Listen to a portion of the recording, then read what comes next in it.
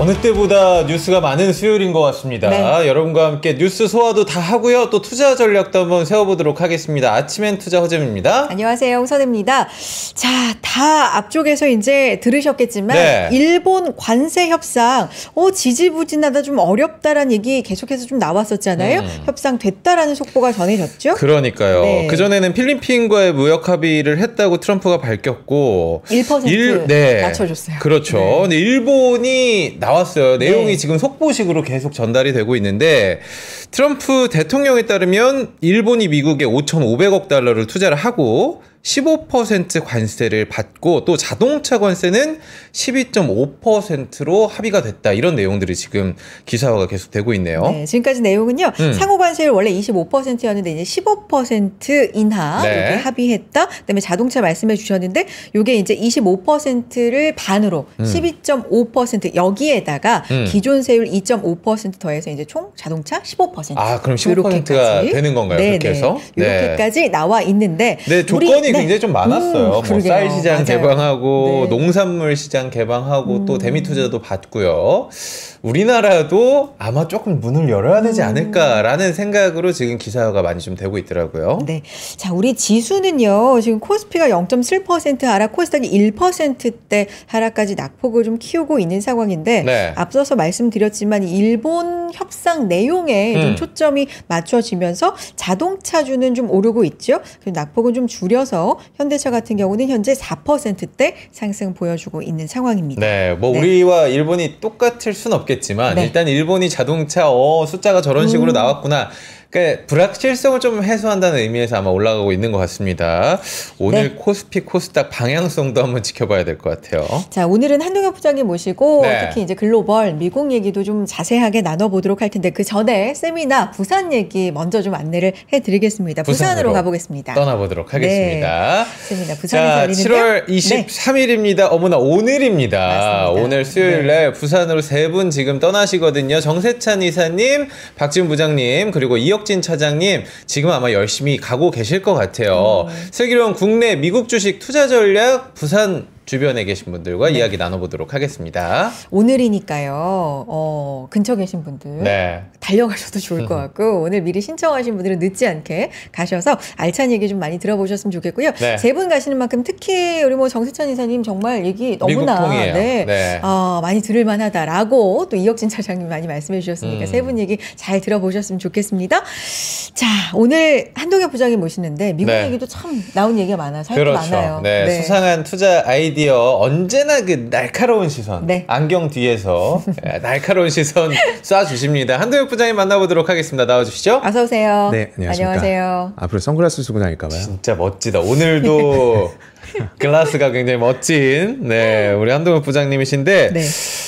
일본과 미국의 협상이 오늘 일단 뭐 타결이 됐다, 합의가 어느 정도 됐다라고 트럼프가 본인의 또 SNS에 올렸습니다. 내용은 뭐 계속 속보가 나오고 있는데 보고 오셨잖아요. 어떻게 네. 보셨어요? 저도 스튜디오 오는 동안 트럼프의 SNS 팝업을 통해서 첫 소식을 접했는데 팝업.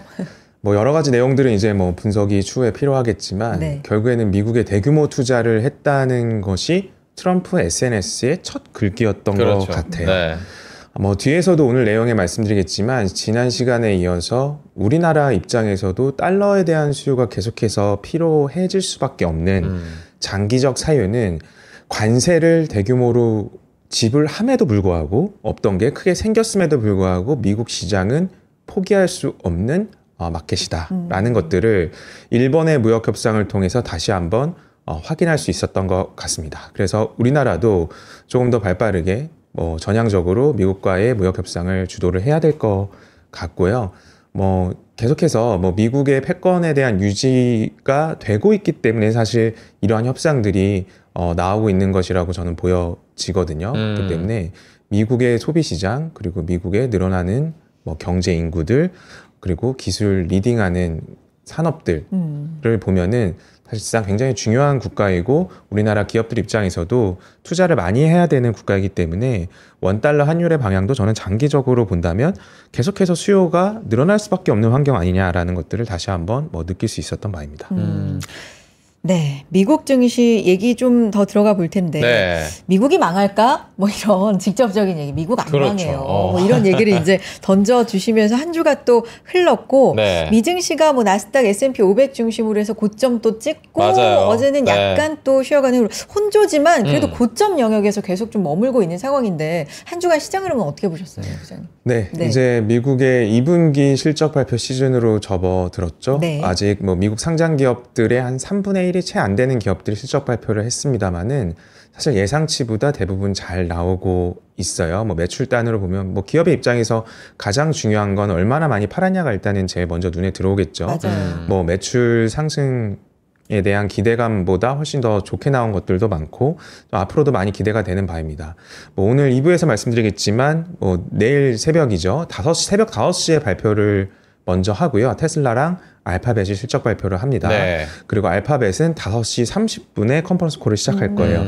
그리고 6시 반에 테슬라가 시작할 겁니다. 네. 그래서 내일 굴지의 두 빅테크 기업의 그러네요. 실적 발표도 우리 시간으로 네, 그럼 우리 장 잘 받을 것 끝나고 기다리고 있으면 될까요? 그러면 미국장 끝나고. 네, 미국장 끝나고 네, 뭐 제가 컨퍼런스 콜 들으니까 뭐 카톡 드릴까요? 공유 좀 부탁을 드려보도록 하겠습니다. 지금 많은 분들께서 일본은 벌써 협상을 했는데 우리나라 이제 왕따 되면 어떻게 하냐 이런 걱정을 하시는데 워낙에 또 국제 정세나 글로벌 돌아가는 거에 빠르시다 보니까 저는 타코라고 해가지고 8월 1일도 좀 넘기지 않을까라는 생각을 했었는데 지금 뭐 영국부터 시작해서 중국도 다음 주에 만난다고 하고 남은 기간 동안 진짜 협상을 주요국들과 하면은 8월 1일 전에 완료가 될 수도 있겠다라는 생각이 좀 들긴 하거든요. 어떻게 보세요? 뭐 일본을 계기로 실질적인 이제 협상안들이 공개가 되지 않았습니까? 네. 뭐 영국을 필두로 해서 먼저 시작이 됐고 이제 우방국 위주로 먼저 이제 협상안들이 이제 나오기 마련이죠. 그러니까 미국 경제에 굉장히 좀 많은 부분을 의지하거나 또 영향이 있는 국가들부터 먼저 그 실질적인 협상안이 나오게 될 테고 우리나라 또한 미국에 대한 사실 그 수출 규모가 중국을 넘어섰거든요. 네. 그 크로스가 났기 때문에 미국에 대한 협상안도 저는 뭐 8월 이전에 우리나라도 본격적인 그런 안들이 보여질 거라고 생각하고 있습니다. 그래서 사실 뭐 8월 이후로 뭐 일부 국가들은 뭐 넘어가거나 뭐 8월에 전격적으로 다 시행이 되거나 뭐 사실 뭐 예측하기에는 좀 어려운 측면은 있지만 뭐 결국에는 지금 미국이 이 무역과 관련된 정책을 변경함으로써 올리고 있는 관세 수입은 역대 최대치를 기록을 하고 실제로, 있거든요. 네. 그래서 사실 미국 입장에선 얼마나 좋습니까? 지금 뭐 미국 경기도 견조한 편이고 관세 수입도 그 어느 때보다 최대치를 기록을 하고 있고 미국 기업의 뭐 실적도 굉장히 양호하게 나오고 있어요. 뭐 지금의 실적뿐만 아니라 뭐 올해 그리고 내년에 보는 미국 상장 기업의 이익 추정치도 견조하게 유지가 되고 있거든요. 그러니까요. 그렇기 때문에 사실 지금 미국 증시가 계속 올타임 하이, 계속 신고가를 좀 견조하게 유지하고 있는 이유도 결국에 뒷단에는 굉장히 강력한 실적의 바탕이 되어 있다라고 우리는 이해를 하는 게 좋을 것 같습니다. 내일 진짜 실적의 날입니다. 그러니까요. 알파벳 또 테슬라. 테슬라 우리는 네. 하이닉스 실적도 하이닉스도. 또 발표가 되기 네. 때문에 실적 좀 주목해 보겠고 좋습니다. 자료 좀 들어가 볼 텐데 네. 항상 미국 얘기 주로 해주시다가 오늘 제 자료 보고 우와 코스피 얘기가 있네 이랬거든요. 드디어 이제 관심이 맨날 미국만 하다가 이제 부장님도? 돌아온 거예요. 부장님도 과연 그런 얘기일까요? 네, 코스피 장난 아니거든. 네, 일단은 오늘의 주제 오르는 주가는 만끽하고 떨어지는 주가는 방어한다. 3번을 넘게 이 문장을 읽었는데 이해를 잘 못했거든요. 어떤 뜻일까요? 네. 그 오늘의 아젠다는 국내 투자 전략에 대한 아젠다는 명확합니다. 네. 참 말이 안 되는 이야기이긴 해요. 주식이 오를 때만 나는 수익을 얻고 싶고 떨어질 때는 난 손해 안 봤으면 좋겠어. 이게 말이 안 되는 거죠. 굉장히 이기적인 이야기고 투자의 생리에 맞지 않습니다. 네. 하지만 이런 방법이 있기 때문에 오늘 이 전략을 소개해드리고자 하는데요. 네. 결국에는 내가 오를 때만 주가에 대한 이득을 취하고 떨어질 때는 그 방어를 할 수 있는 방법 어떻게입니다. 하나씩 국내 시장 좀 살펴보고 이 아이디어들을 말씀드릴 수 있도록 할게요. 네. 사실 뭐 코스피 5천 특별위원회도 결성이 됐지만 사실 국내 시장에 대한 부담감도 같이 올라오는 건 맞는 것 같아요. 사실 뭐 주식형 펀드 설정 원본액 추이가 사상 최대치를 기록을 하고 있고 개인 투자자들의 B2에 대한 비중도 굉장히 많이 올라오고 있는 게 사실인 입니다. 그래서 결국에는 지금 우리나라 증시의 한 단계 레벨업은 결국에는 한 8가지 정도 되는 한국 시장의 거버넌스 개선 노력에 따른 멀티플 증가라고 저는 이해가 되는데요. 그러니까 증시나 주가가 오르려면 2가지 중에 하나가 올라야 됩니다. 그 증시나 주가에 대한 앞으로의 기대를 반영하는 멀티플, 뭐 PER 같은 배수가 오르든지 네. 또는 그 배수의 곱셈을 해주는 기업의 이익이 오르든지 2가지 중에 하나가 올라야 되는데 지금은 명확하게 거버넌스에 대한 개선 노력에 따른 멀티플 증가라고 저는 보여집니다. 뭐 1번부터 상법 개정안 너무 잘 아실 것 같고요. 사실 이 3% 룰이 대주주나 일부 경영진 입장에서는 굉장히 그 강력한 룰이에요. 이게 최대 주주 및 특수관계인의 의결권을 모두 통틀어서 3%로 제한을 하는 룰이거든요. 그렇기 때문에 이런 상법 개정안이 가장 좀 중심이 돼서 뭐 집중 투표 의무화제, 감사분리 선출 확대, 네. 뭐 물적 분할로 상장 규제도 있고요. M&A 과정에서 기존 주주를 보호한다든지, 그리고 사실 이러한 그 뭔가 거버넌스 개선 노력들이 한쪽에 저는 치우치면 안 된다고 봐요. 당장 뭔가 정부 입장에서 주가를 부양하기 위해서 단기적으로 뭔가 강력한 법안을 내는 게 항상 그 어떤 정책은 양날의 검이거든요. 그렇죠. 뭐 한쪽이 뭔가 밝은 면이 있으면 한쪽은 양보해야 되고 한쪽은 어찌 보면은 부작용이 일어나는 경우도 있기 마련입니다. 네. 그래서 뭔가 주주의 이익을 너무나 중요시한 나머지 회사의 경영진에 대한 어떤 그 합리적인 의사결정 권한이나 경영에 어떤 그 장애물을 생기게 한다면 그 또한 우리는 지양해야 되는 바입니다. 그래서 6번에서 상속 증여세 합리적인 완화 같은 경우에는 우리나라 상속세가 전 세계 국가 중에 굉장히 높은 편이거든요. 그러니까 사실 뭐 부자가 3대 못 간다고 하는 얘기가 네. 저는 어떻게 해석하냐면 상속세 내다 보면 3대 못 가는 경우도 저는 있다고 봐요. 사실 반토막 나고 반토막 나면은 사실 그 지분율을 유지하기가 굉장히 어려울 수 있거든요. 그래서 사실 대주주나 경영진들을 위한 우호적인 전략도 필요하겠다라는 생각도 동시에 저는 드리고 싶고요.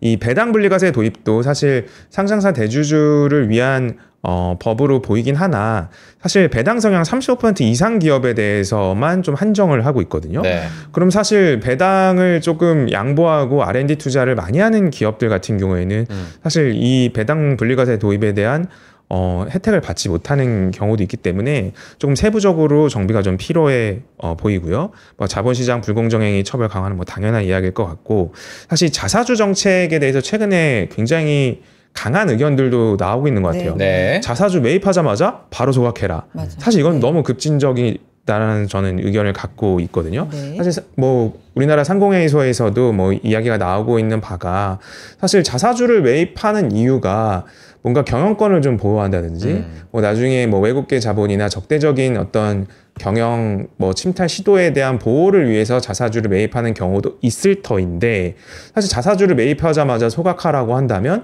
어느 기업이 공격적으로 자사주 매입을 하겠습니까? 하자마자 매각을 해야 되는데요.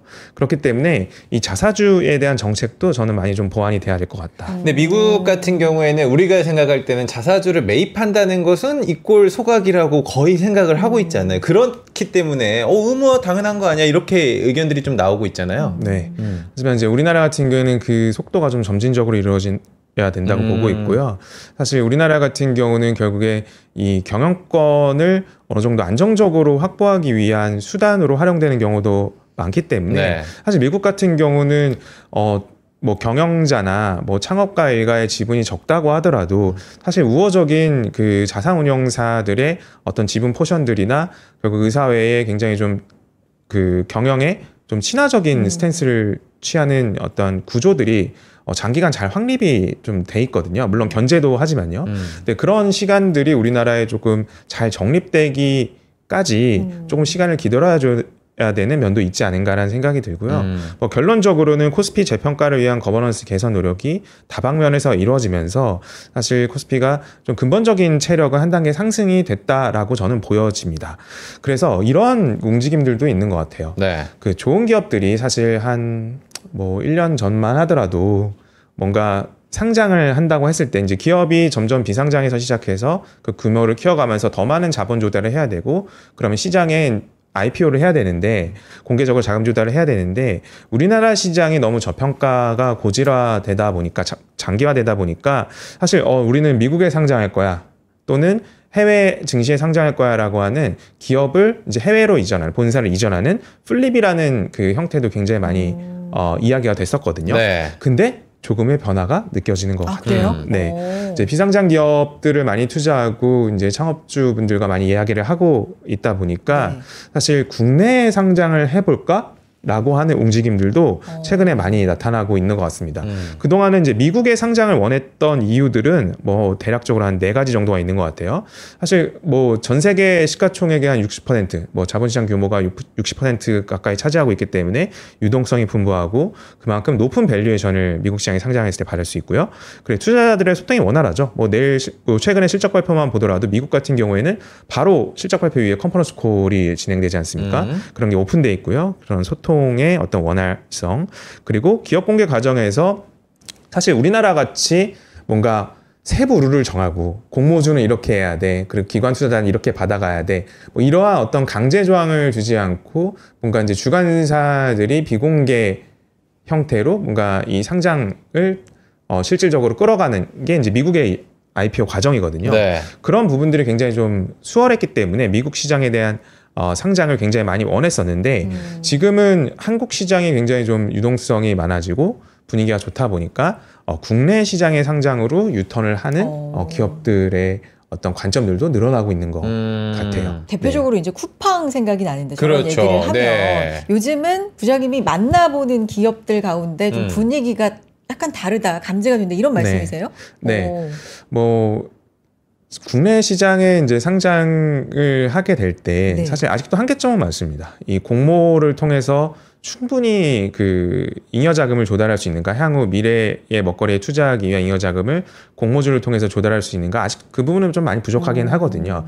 하지만 이제 국내 시장의 어떤 밸류에이션 척도가 한 단계 올라왔기 때문에 해외 시장을 고려했던 국내 스타트업들이나 비상장 기업들도 국내 시장의 상장을 감안한다는 것은 저는 긍정적인 것 같습니다. 왜냐하면 이 상장 시장이 굉장히 중요하거든요. 그러니까 모든 기업들은 결국에 비상장에서 시작해서 뭐 계속 비상장으로 남기도 하지만 기업 공개를 통해서 상장 시장으로 올라오게 되고요. 상장 시장에 올라오는 기업들이 대부분 신기술 기업들이 많기 때문에 어떤 산업의 자양분을 토대로 해서 성장하는 기업들이 계속해서 나올 수 있는 토대거든요. 그렇기 때문에 상장 시장이 우리나라에서도 조금씩 그 관점이 변하고 있는 것도 굉장히 긍정적인 이슈가 될 것 같습니다. 네.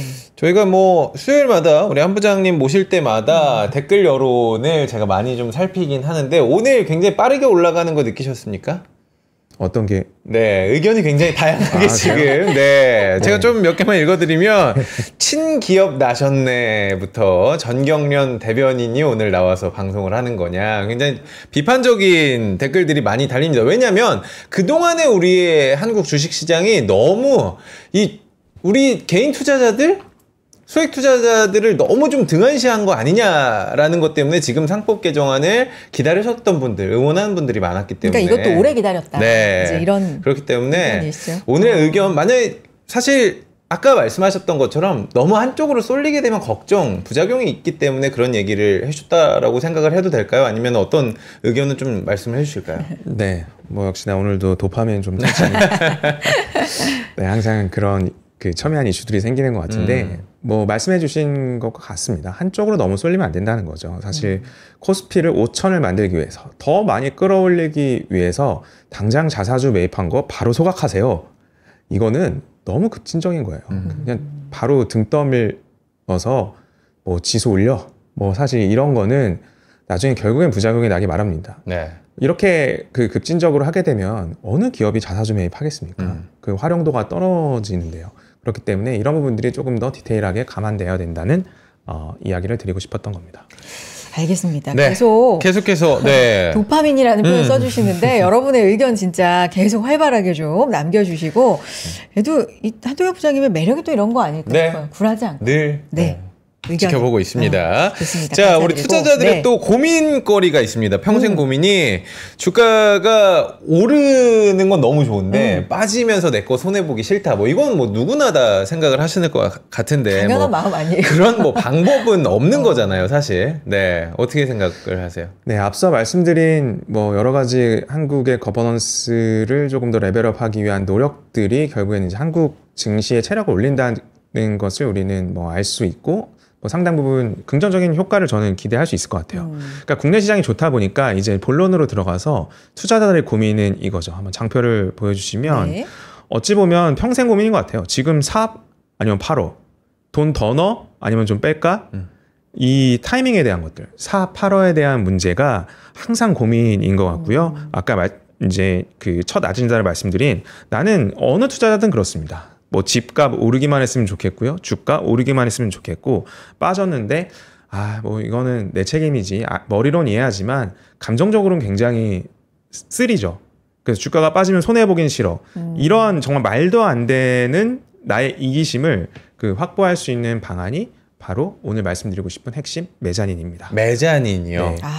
이거 잘 모르겠어요. 어렵다. 네. 메자닌 저는 굉장히 생소한 단어인데 메자닌. 천천히 좀 설명 좀 네. 부탁을 드리겠습니다. 아니 근데 자료화면에 집 구조처럼 뭐 거실처럼 보이기도 하고 메자닌 이거 설명 위에 네, 갖고 자료 자료 보면서 같은데. 네. 아마 국내 증시를 조금 투자한 경험이 많으신 분들은 전자공시를 통해서 뭐 전환사채 발행, 뭐 메자닌 발행 이런 공시들을 많이 보셨을 것 같아요.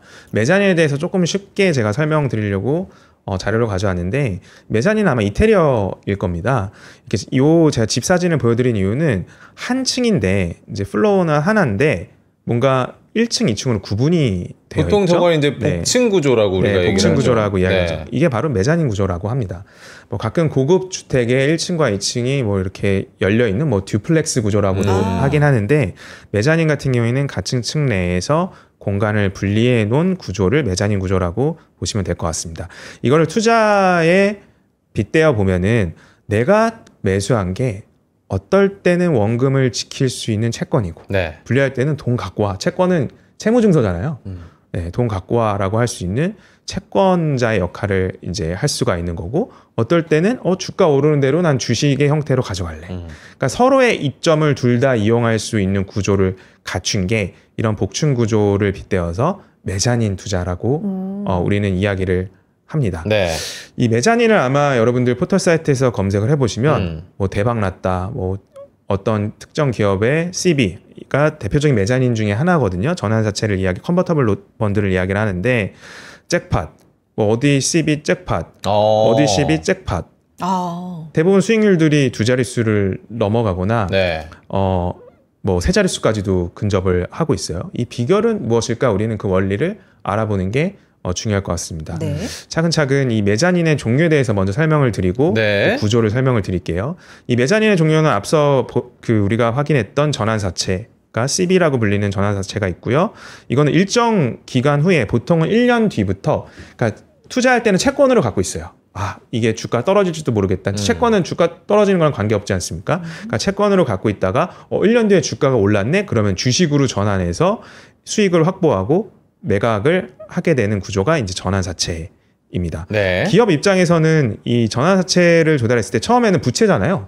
채권을 발행했잖아요. 그래서 자금을 조달했을 때 부채로 계상이 되는데 1년 뒤에 그 채권을 통해서 자금 조달한 걸 바탕으로 기업이 되게 잘 됐어요. 그럼 주가가 오를 가능성이 크지 않습니까? 그렇죠. 그럼 주가가 올랐을 때는 그 투자자들이 주식으로 전환해서 매각을 하죠. 그러면은 이게 에쿼티로 전환되네? 주식으로 전환되는 거죠. 부채에서 주식으로 전환되는 겁니다. 네. 그러니까 기업 입장에서는 이제 부채를 떨궈내는 주식으로 전환하는 효과를 갖고 있기 때문에 투자자도 좋고 기업도 좋은 이런 그 양방의 효과를 노리는 게 전환사채입니다. 그리고 신주 인수권 부사채 이거는 채권인데 주식을 인수할 수 있는 워런티가 붙어 있다 그래서 BW라고 표현을 해요. 네. 교환사채 같은 경우는 최근에 이야기 많이 나오는데 그 발행사의 주식이나 타 회사의 주식으로 바꿀 수 있는 이것도 다 채권으로 갖고 있다가 특정 기간이 되면 우리는 주식으로 다 바꿀 수 있는 권리들을 갖고 있습니다. 네. 그리고 상환 전환 우선주는 앞에 상환이라는 말이 붙어 있듯이 나중에는 상환을 해줘라는 권리를 청구할 수 있는 겁니다. 주식 형태인데 그러니까 이제 모두 양방을 다 갖고 있죠. 주식의 특성과 주가가 올랐을 때 우리가 이익을 취할 수 있는 주식의 특성과 그리고 뭔가 유사시에 채권의 형태도 취할 수 있는 양방향을 갖고 있기 때문에 이 메자닌의 대표적인 네 가지 종류라고 말씀드릴 수 있을 것 같습니다. 뭔가 채권인데 변신 가능한 채권이라고 저는 이해가 되거든요. 네, 맞습니다. 그러니까 굉장히 좋아지면 회사가 자체가 좋아지면 주식으로 전환해가지고 조금 더 내가 유리한 쪽으로 이득을 취할 수 있는 네. 채권. 기본적으로 채권이라고 생각을 하면 되겠죠? 네, 기본적으로 채권의 형태로 첫 모습은 발행이 되지만 네. 잘 됐을 때는 주식의 형태로 바꿔서 변환할 이득을 수 취할 수 있다. 있는. 쉽게 생각해 볼까요? 내가 친구한테 돈을 빌려줘요. 네. 그럼 나중에 이 친구가 정말 어떤 뭐 공부를 해야 되는 중요한 공부를 해야 되는 자금이 필요하대요. 그래서 내가 정말 친한 친구라 빌려줬어요. 그럼 뭐 한 1년 뒤에 갚아 이렇게 했는데 그건 단순히 채권이죠. 네. 채권인데 이 친구가 잘 됐어요. 공부해서 뭐 네. 아주 좋은 자리에 네, 갔어요. 전문직이 되거나 네, 뭐 부자가 되거나. 고연봉에 어떤 네. 좋은 자리에 취직을 했어요. 그러면은 그 연봉에서 일부 너가 가치가 상승했으니까 밥 사줘 또는 얼마 줘. 너의 가치 상승분을 네, 나한테 네. 좀 쉐어해줘. 주식 형태로 가는 거죠. 그럼 처음에 채권이 나중에 네가 잘 되면은 주식으로 바꿀 수 있다라는 거를 처음에 빌려줄 때부터 이야기를 하는 건가요? 맞습니다. 약속을? 네. 뭐 이렇게 오케이. 생각하면 좀 쉽겠죠. 네. 약간은 좀 인정머리 없는 것 같지만 빌려준 건 빌려준 거지 잘 됐을 때 뭘 줘? 네. 뭐 이렇게 생각할 수 있지만 이러한 인정머리 없는 투자자한테 유리한 규정이 국내 시장에서 메자닌 형태로 투자를 할 수 있다라고 하면은 투자자 입장에서는 굉장히 좀 유리한 과정을 취할 수가 있겠죠. 네. 그래서 이 기업이 성장을 해가면서 장표를 보시면 네. 자금 조달은 항상 필요합니다. 기업이 계속해서 번 거 잉여금으로만 투자를 할 수가 없잖아요. 배당도 해줘야 되고 주주가치 환원도 해야 되기 때문에 대규모 뭔가 업그레이드를 위해서는 캐파 증설이나 R&D 투자가 필요할 터인데 그럴 때 이런 메자닌 형태나 회사채는 많이 들어보셨을 거예요. 네. 이런 형태로 뭐 시장에서 유상증자를 하기도 하고요. 기업의 사이클에 따라서 이제 자금을 조달합니다. 여기서 중요한 거는 네. 이게 주식으로 전환될 때 신주라는 겁니다. 새로운 신자를 써서 새 주식이란 거예요. 그러니까 우리가 지금 주식시장에서 사고 파는 것들은 다 구주입니다. 네. 올드 스탁이에요. 이미 발행된. 이미 발행된 네. 주식들. 그러니까 쉽게 표현을 하면은 당근에서 거래되는 거랑 똑같습니다. 중고나라에서 거래되는 네. 거랑 지금 주식시장에 거래되는 주식이랑 똑같습니다. 중고거래이거든요. 그러니까 뭔가 조건을 달 수가 없어요. 이미 새 거가 아니잖아요. 근데 기업이 어떤 자금을 필요할 때 새로운 뉴 스탁을 발행을 해주게 되면 그에 따른 조건이 붙기 마련입니다.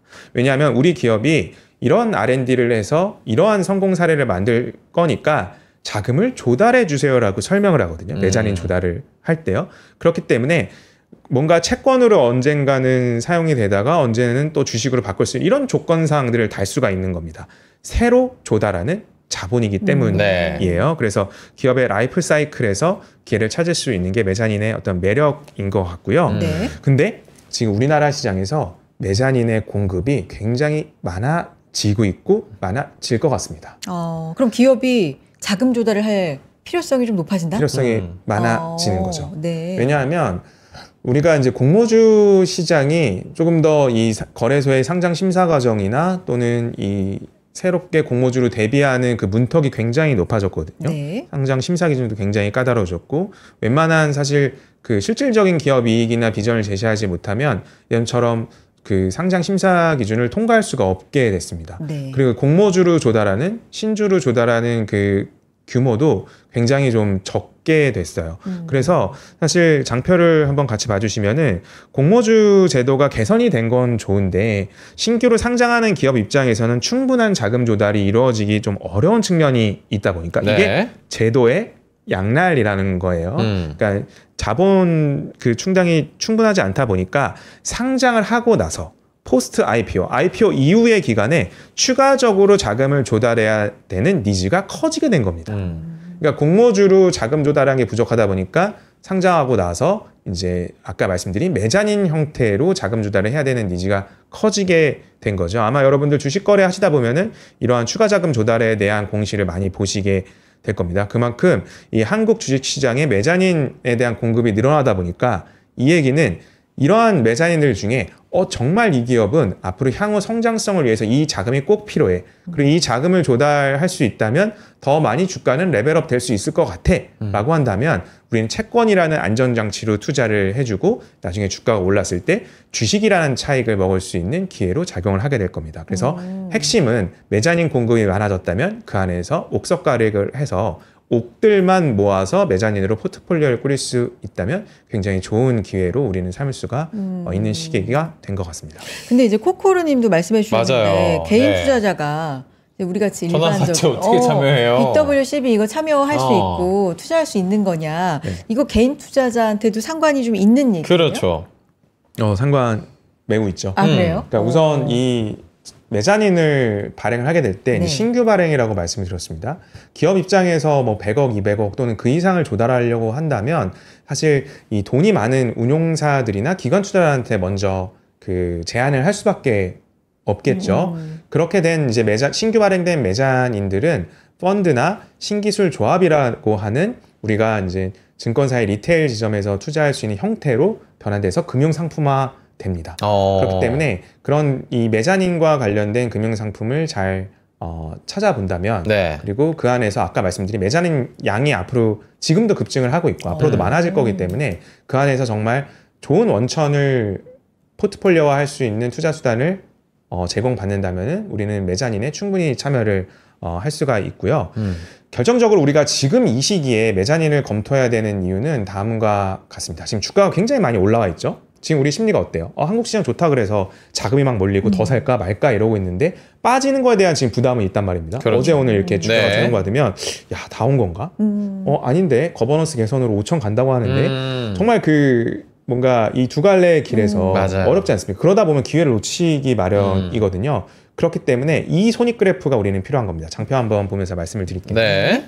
일반적인 투자자들의 손익 그래프는 이렇게 딱 아주 일률적이에요. 이게 뭐냐면 10% 수익률 오르면은 주가 10% 오르면 10% 난 거고요. 네. 50% 오르면 50%난 거고 100% 나면 100% 난 거예요. 그럼 반대도 똑같이 열려 있죠. 10% 빠지면 10% 빠진 거고 50%면 마이너스 50%. 그냥 다 이르면 다인 겁니다. 아주 정직한 투자 그 손익 그래프죠. 근데 메자닌을 하게 되면 앞서 말씀드렸다시피 채권의 형태를 가지면서 주식의 성질도 갖고 있습니다. 이렇게 변합니다. 오를 때는 주식의 그래프랑 똑같아요. 잘 되면 주식으로 바꿔서 나는 매각을 할게요. 주식이에요. 네네. 떨어지면요. 채권 형태이기 때문에 원금을 지킬 수 있는 안정장치를 가동할 수가 있습니다. 빠질 때는 채권이고요. 유지하면 되고요. 오를 때는 주식으로 바꾸면 돼요. 그렇기 때문에 이 메자닌에 참여할 수 있는 개인 전문 투자자라면은 이러한 그래프를 지금은 우리는 항상 여기만 보면 안 되잖아요. 리스크 관리 여기가 필요한 거잖아요. 네. 이 구조로 바꿀 수 있는 과정으로 우리는 접어들 수가 있습니다. 그러니까 이게 근데 개인이라고 해서 다 접근 가능하다면 그만큼 매력이 없는 거 아니냐라는 의견도 지금 주시고 계시거든요. 솔직히 뭐 부자들은 조금 더 접근할 수 있을 것 같아요. 큰 손이면은 뭐 듣는 정보들도 다르고 이러기 때문에 혹시 어떻게 접근을 해야 되고 투자를 해야 되는 방법을 알려주실 수가 있을까요? 사실 메자닌 같은 경우는 자산가들의 거의 전유물이긴 했어요. 그렇죠. 그 부자들 그리고 자산가들 치고 메자닌을 모르는 분들은 없습니다. 메자닌이 앞서 말씀드린 굉장히 유리한 구조를 투자자 입장에서 갖고 있기 때문에 사실 부자들의 전유물이었으나 사실 이 메자닌을 바탕으로 포트폴리오화해서 금융상품으로 나오는 것들이 있거든요. 제가 그거는 뭐 추후에 세미나를 통해서 한번 어떠한 투자 대안이 있는지는 설명을 드릴 수 있을 것 같은데 네. 이런 것들이 금융상품화돼서 종종 기회를 제공하고 있기도 하고요. 최근에 들어서 이제 메자닌 공급이 많다 보니까 그 안에서 옥석을 가른 금융 상품이 있으니 이런 것들은 한번 증권사 PB분들한테 뭐 의뢰를 해서 검토를 해보시면 좋을 것 같습니다. 그렇기 때문에 이 메자닌 투자의 그 강력한 강점이 이제 다음과 같은데요. 사실 우리가 투자를 하고 싶은 대상들은 이런 거예요. 뭐 AI, LMM, 로보틱스, 드론, 우주항공, 뭐 스테이블 코인, 자율주행 이런 신기술 기업들이죠. 그쵸. 바이오, 신약 이런 것들이에요. 네. 근데 이런 게 업사이드가 굉장히 커요. 잘 됐을 때 굉장히 큰 수익을 가져다 줍니다. 그럼 이건 반대는 잘 안 됐을 때는 굉장히 그 그만큼. 하락률도 클 네. 거고 말 그대로 변동성이 굉장히 그 플럭쉐이션이 클 겁니다. 네. 이게 참 투자하기 무서운 거잖아요. 근데 이런 데 투자할 때 꼭 야수의 심장을 가질 필요는 없다라는 거예요. 우리는 메자닌을 통해서 아까 이런 손익 그래프를 갖는다면요. 위에 좋은 긍정적인 변동성을 우리는 주식으로 가져가고 부정적인 변동성은 채권이라는 형태로 막을 수 있기 때문에 우리는 신기술에 투자를 하면서도 굉장히 이 변동성 관리를 할 수 있는 어찌 보면 말이 안 되는 과정인데 그게 가능하다. 그러니까 저한테는 유토피아로 좀 들리기도 하고요. 그런 세상이 있구나라는 생각이 좀 듭니다. 네. 다음 이슈 한번 넘어가 볼까요? 그러면 네. 메자닌 네. 투자 잘하는 방법 뭐 이런 것까지 좀 정리해보고. 네. 마지막으로 네. 이 메자닌을 여러분들이 검토하실 때 잘하는 방법을 좀 말씀드리면서 좀 네. 마무리를 지어보도록 할게요. 아까 말씀드린 이 채권의 성질을 갖고 있으면서 동시에 주식의 성질을 갖고 있는 메자닌. 앞으로 발행량이 늘어날 거라고 말씀드렸습니다. 네. 근데 그 발행의 원천이 어디에 있느냐. 기업들이 발행을 하잖아요. 그럼 기업들이 누구한테 가서 먼저 제안을 하겠냐는 거예요. 뭐 돈이 많은 기관 투자자들이나 또는 이런 IB 금융을 잘하는 증권사들에게 먼저 제안을 합니다. 그래서 그 원천이 굉장히 중요해요. 이러한 메자닌을 바탕으로 한 금융상품들 중에 일부 운용사들이 한 3, 4군데, 5군데끼리 이거는 괜찮을 것 같아라고 해서 이제 합의를 갖고 하는 이제 클럽딜이라고 하거든요. 클럽딜 형태의 메자닌 그 투자 수단도 굉장히 많은데 결국에는 이 메자닌이라는 건 신주를 발행한 것이기 때문에 그 새롭게 기업이 발행하는 자금에 대한 심사를 어떻게 했느냐, 그리고 누가 했느냐, 그리고 한 사람으로부터 금융상품화 됐느냐가 굉장히 중요합니다. 그래서 발행의 원천에서 시작을 하는 투자가 굉장히 중요하고요. 당연히 이런 메자닌을 많이 심사를 해왔던 아까 앞에서 말씀드렸다시피 부자들이나 자산가들 그리고 뭐 고액을 관리하고 있는 법인들에게는 굉장히 그 전유물처럼 그 필수품처럼 활용이 됐던 게 메자닌입니다. 그래서 네. 그러한 메자닌 심사를 많이 했던 운용사나 증권사를 활용할 필요가 있고요. 그리고 펀드로 하게 되면은 이 메자닌에 대한 특성이 아까 채권의 성질을 갖고 있다고 말씀드렸기 때문에 사실 펀드로 한다면 이 채권에 대한 이자로 인식하기 때문에 이제 배당 소득세나 이자 소득세가 부과가 될 수 있거든요. 그렇기 때문에 그보다 유리한 조합의 수단, 신기술 투자 조합의 수단으로 우리는 메자닌을 투자하는 게 좋을 것 같다라는 말씀을 드리고 싶습니다. 그리고 결정적으로 4번, 5번이에요. 딱 네. 메자닌 투자를 할 땐 2가지 고민하면 됩니다. 네. 1년 뒤부터 주식으로 바꿔서 우리는 그 기업이 잘 됐을 때 이익을 향유할 수 있다고 말씀드렸어요. 그러면 메자닌 투자를 할 때는 이 기업이 이 자금을 갖고 1년 뒤에 얼마나 잘 될 건데가 포인트 하나. 그리고 잘 됐다고 생각을 했을지언정 혹시나 경영환경이 뭔가 큰 변화가 있어서 잘 안 됐을 때 우리는 채권의 성질을 갖고 이 기업한테 자금을 다시 달라고 요청할 수 있어? 그리고 받을 수 있어? 라고 하는 안정성에 대한 고민 2번째.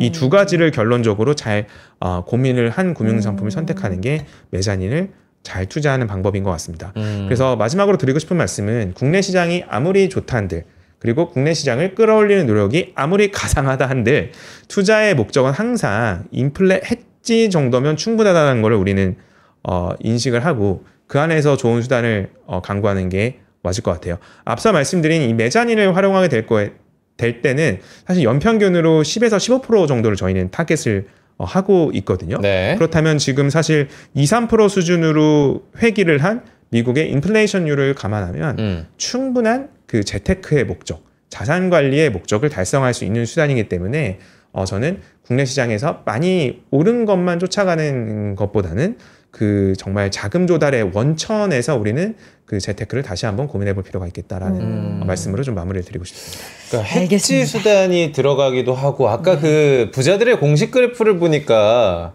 정말 손실이 없는 유토피아 같은 제가 생각할 때 굉장히 이상향 같은데 그쵸. 정말 안전하다 아니면은 부작용은 없다 약간의 이런 유의사항 같은 것들이 있으면 조금만 더 얘기를 해주실까요? 사실 메자닌 자체도 뭐 아예 원본이 꼭 지켜져요 이렇게 말씀드릴 수 있고요. 왜냐하면 그 기업 해당 발행 기업이 디폴트 나면은 그 채권도 디폴트가 나겠죠. 휴지 조각 될까 봐. 그렇기 때문에 앞서 말씀드린 메자닌 투자를 할 때는 2가지. 주식으로 바꿨을 때 얼마만큼 업사이드가 있어. 그리고 잘 안 됐을 때 최악의 워스트 케이스에도 내 원본은 지켜줄 수 있는 재원이 충분해? 라는 것들을 동시에 감안을 그걸 체크하고 해야 한다고 좀 말씀을 드리고 싶고요. 네. 사실 이 메자닌에 대한 실질적인 투자 방법은 저희가 금요일 오후 7시에 비대면으로 세미나를 진행을 할 거예요. 네. 그래서 이제 전문 투자자로 등록된 개인 투자자 그리고 금융 투자 자산 10억 원 이상이 되시는 분들은 메자닌에 대한 그 실질적인 투자 수단을 설명드릴 수 있으니까 신청 링크 아마 나가고 있을 거예요. 저희 네. 그러면 신청 링크 한번 올려주시고 네. 아까 저희 코코르님께서도 요즘 부자들 새로운 거 뭐 좋아하는지 궁금하다 요즘 했을 내용 때 알고 싶다. 네. 저희가 대면 세미나 아니거든요. 비대면 세미나니까 링크 통해서 신청하시고 금요일 날 함께 해주시길 좀 부탁을 드려보도록 하겠습니다. 이번 주 금요일이니까 많이 신청해 주시고요. 지금 수성 모도리님도 나는 오늘 메자닌 처음 들어본다고. 저도요. 네. 그래서 교양 쌓는 시간이라고 말씀해 주셨는데 저도 굉장히 좀 생소한 네. 그런 거였는데 오늘 많이 배웠습니다. 그런 관점으로 또 함께 들어주시면 감사하겠어요. 시간이 벌써 네. 이렇게 됐네요. 저희 잠깐만 광고 듣고 오늘 내용 빡빡하게 뒤에도 재밌는 거 많이 있거든요. 잠깐만 기다려주시고요. 저희 광고 듣고 오겠습니다. 광고 타임.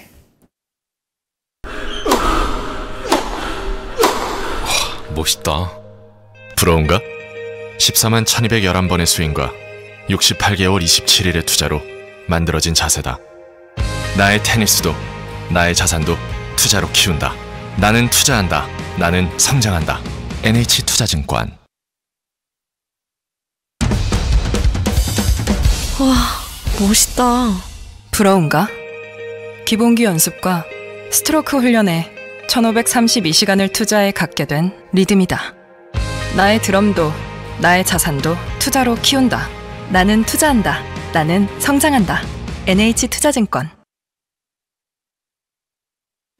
네, 아침엔 투자 함께하고 계시고요. 지수 잠깐 체크해 볼까요? 코스피가 네. 0.2% 하락, 코스닥은 0.5%대 하락하고 있는 상황. 삼성전자, 하이닉스가 각각 0.3%, 0.6% 약세인데 그래도 하락폭 좀 줄이려는 모습들 계속 보여주고 있고 오늘 자동차주 주목하게 되잖아요. 확실히 좋아요. 그렇죠. 네. 현대차가 6%대, 기아도 6%대, 그리고 모비스가 3%대 상승 보여주고 있는 상황입니다. 좋습니다. 저희가 1부에서 이거까지 소화를 하고 넘기려고 했는데 시간이 벌써 지나가서 스테이블 코인 이것도 얘기죠. 핫합니다. 그렇죠. 스테이블 코인 이야기 잠깐 해보도록 하겠습니다. 선혜 씨 최근에 뭐 트럼프 대통령이 가상자산 3법이죠. 또 이렇게 서명을 딱 하면서 와 제가 요즘에 주식만 보고 있었는데 제 친구들 이제 과상화폐 하시는 친구들이 아우 나 소고기값 벌었다 뭐 벌었다 이렇게 그쪽으로 또 더는 눈길이 좀 가긴 하는데 네. 스테이블 코인 미국과 한국 상황 한번 간략하게 설명을 좀 부탁을 드려보도록 하겠습니다. 미국은 굉장히 좀 뭔가 착착 법안까지 돼가고 있는 것 같은데요. 네, 뭐 3프로TV 보시는 분들은 스테이블 코인에 대한 개념과 정의에 대해서 너무 잘 아실 것 같기 때문에 네. 이거를 실생활에서 얼마나 느낄 수 있는지에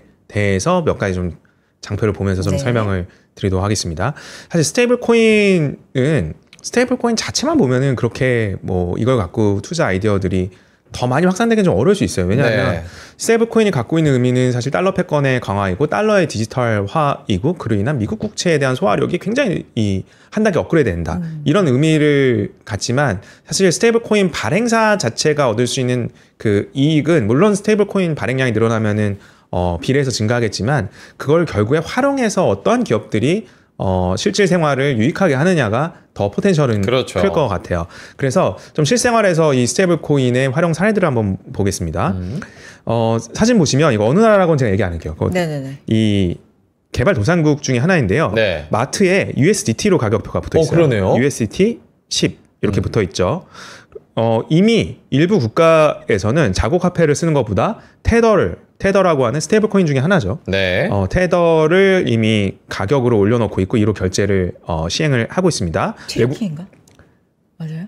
아닙니다. 아니요. 볼리비아입니다. 볼리비아. 네네네. 볼리비아 볼리비아에서. 그럼 이런 나라만 그럴까요? 네. 우리나라 어떨까요? 이게 우리나라 남대문인가 어디 이제 외국인 분들 많은 곳이고 제가 뉴스에서 캡처를 했는데 네. 소금빵 맛집이네요. 네.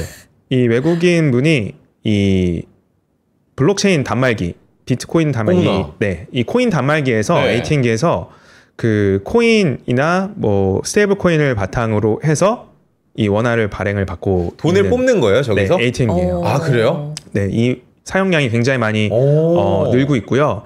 그리고 일부 그 이제 미국의 상황인데 실질적으로 뭔가 내가 지폐를 갖고 있지 않아도 그냥 USDC로 결제를 하거나 한국에서도 결국에 이런 게 늘어날 거거든요. 네. 외국인들 입장에서는 야, 나 지금 지갑에 휴대폰 그 코인 지갑에 USDC 있는데 이거 그냥 찍으면 안 돼?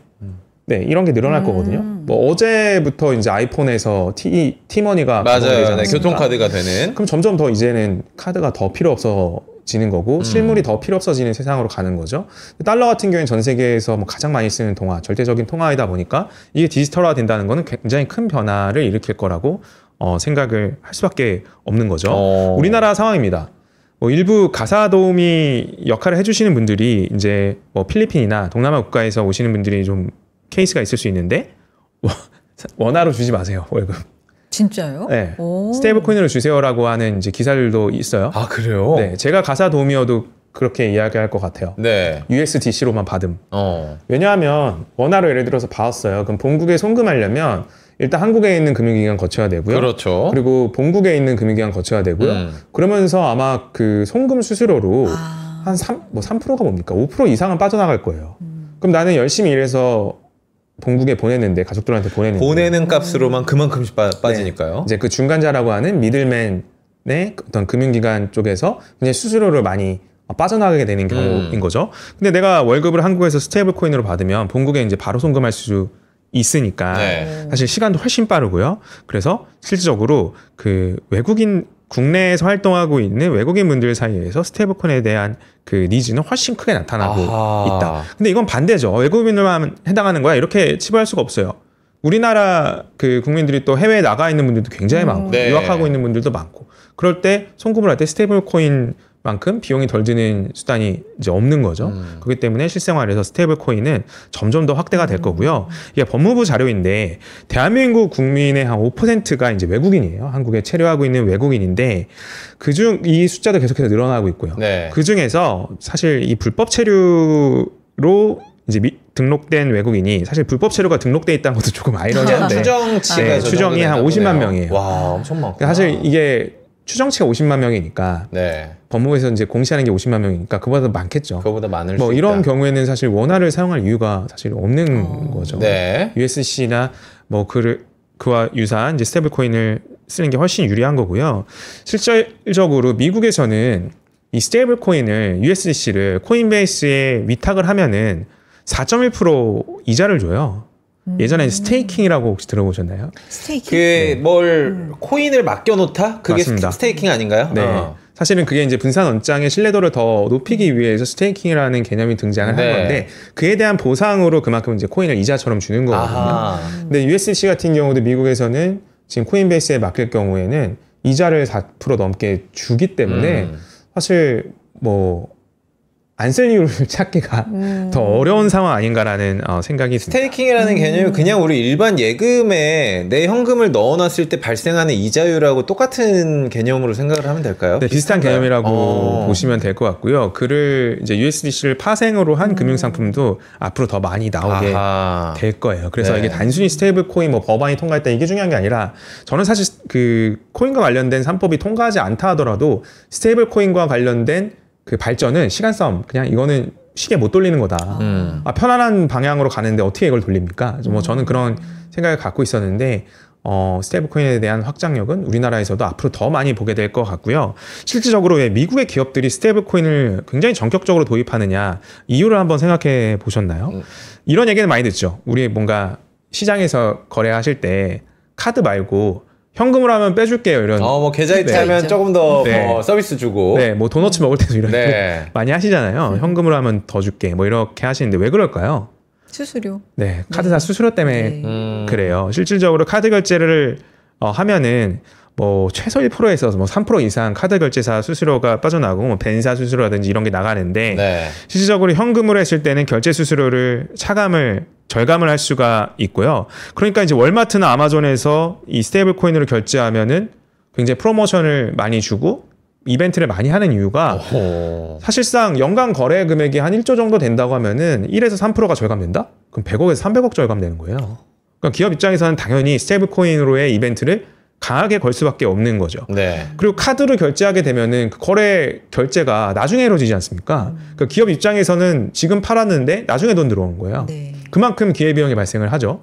근데 스테이블 코인으로 만약 결제를 받으면 즉시 현금이 유입됩니다. 그렇기 때문에 그 며칠간에 사실 딜레이 없이 자금을 또 운용할 수가 있고 투자를 할 수 있고 이벤트 대금으로 사용할 수가 있고요. 그렇기 때문에 스테이블 코인으로 마케팅을 하는 거는 월마트나 아마존 이러한 거래 대금이 많은 기업들 그리고 리테일 기업 내에서는 계속해서 확장이 될 겁니다. 뭐 스타벅스도 마찬가지이고요. 카드 결제 안 하고 우리 코인으로 결제하면 어떤 혜택을 더 준다. 이건 뭐 당연한 어떤 고객에 대한 유치 마케팅으로서 적절한 것 같습니다. 스테이블코인 지금 말씀을 해주셨는데 네. JP모건에서도 가상자산을 담보로 하는 뭐 대출 상품을 그렇죠. 내년에 네. 낸다 이런 얘기도 있고 이게 점점 제도화, 법제화, 상품화 막 이렇게 되는 흐름은 이제는 뭐 진짜 막을 수 없다. 이렇게 그러니까요. 보면 될까요? 전반적으로. 네, 맞습니다. 뭐 은행에서 이제 대출도 여러 가지 대출이 있잖아요. 뭐 제주도 그 제도도 무슨 헬스달럼부터 시작해서 뭐 디지털 대출 여러 가지 금융 상품이 나오고 투자 상품도 굉장히 다양화되지 않습니까? 스테이블 코인도 우리의 주 결제 수단으로 점점 더 가속도가 붙는 이상 사실 파생되는 금융 상품도 굉장히 많아질 거라고 저는 생각이 듭니다. 그래서 이 사실 모든 이 스테이블 코인과 관련된 움직임들이 결국에는 그 하나의 깔때기로 달러의 패권과 사용량을 늘려주는 계기로 작용을 할 수밖에 없고요. 사실 뭐야 미국도 통화량 늘리고 우리나라도 막 지원금 주면서 통화량 늘리는데 그럼 뭐 피차일반 아니냐? 어느 통화가 뭐 더 세지는 게 뭐 말이 되냐? 뭐 이렇게 얘기하면 안 되는 게 그 니즈 자체가 다르다는 겁니다.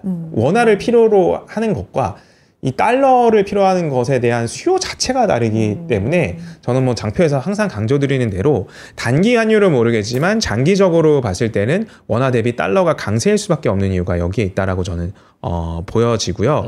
결론적으로 사실 이거예요. 수출 기업도 지금 원화로 안 바꾸고요. 개인도 해외 투자하느냐고 안 바꾸고요. 국민연금도 계속해서 해외 투자 확대하냐고 달러가 필요해요.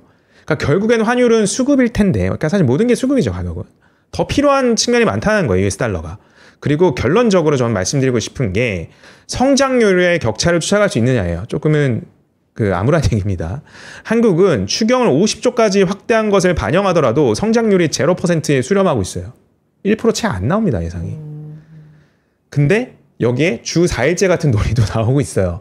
반대로 유럽에서는 주 4일제를 먼저 경험한 일부 유럽의 국가들, 뭐 프랑스 같은 경우에는 뭐 4.5일제나 5일제로 회귀한다라는 이야기까지 성장률이 안 나오기 때문에 얘기가 나오고 있는 반면에 그리고 미국의 빅테크 기업들이나 핵심 엔지니어들은 주 52시간이 뭐예요? 60시간, 70시간씩 일합니다.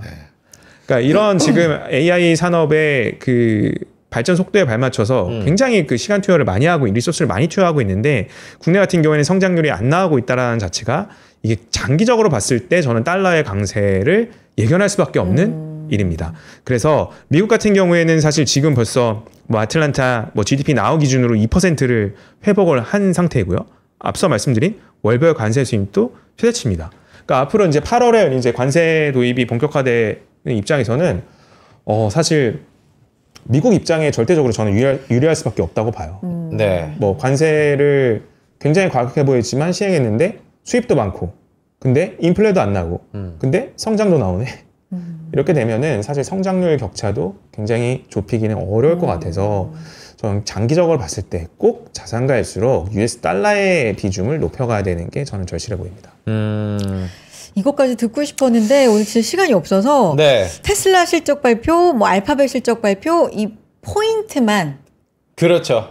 네. 중요한 혹시, 부분만, 네. 핵심만 딱딱. 가능할까요? 네. 네. 결론만 말씀드리겠습니다. 결론만. 테슬라는 항상 테슬라. 안 되는 이유가 있었습니다. 네.